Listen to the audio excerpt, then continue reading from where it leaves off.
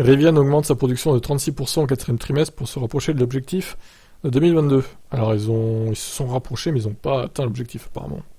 Au début de 2022, Rivian espérait construire 50 000 voitures, mais ce nombre a rapidement diminué de moitié pour atteindre 25 000 en mars en raison des contraintes de la chaîne d'approvisionnement. Au cours des 3 premiers trimestres de l'année, Rivian avait produit 14 317 véhicules, ce qui signifie qu'il devait produire 10 683 véhicules au cours des 3 derniers mois de l'année pour atteindre l'objectif.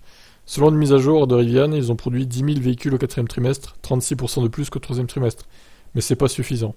Pour l'année complète, Rivian a au final construit 24 337 véhicules, ratant son objectif de seulement 663 unités. Le constructeur automobile a également annoncé avoir livré 8 054 véhicules au cours de la même période, soit une augmentation de 22% par rapport au trimestre précédent, ce qui lui a valu 20 332 livraisons au cours de la première année complète d'exploitation.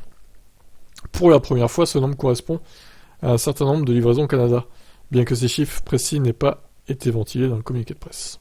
Rivian n'a pas annoncé quand ils publieront leur rapport financier pour le quatrième trimestre, mais sur la base de leur historique, ça sera probablement début février. La société espère améliorer ses performances au troisième trimestre où elle a enregistré une perte nette de 1,7 milliard de dollars.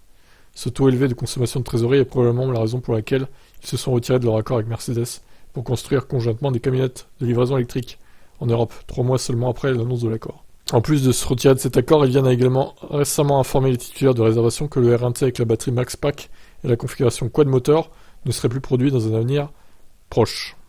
L'action de Rivian a baissé de 5%, presque 6% au cours de la séance de négociation. Et voilà, donc fin de l'article. Bah écoutez, Rivian, je sais pas trop quoi penser, honnêtement. Ça me semble un peu plus solide quand même que Faraday Future par exemple, ou même que Lucid Motors. Mais bon, c'est encore un peu fébrile, je trouve. Même s'il me semble qu'il y a quand même l'appui d'Amazon derrière. Après, bon, voilà.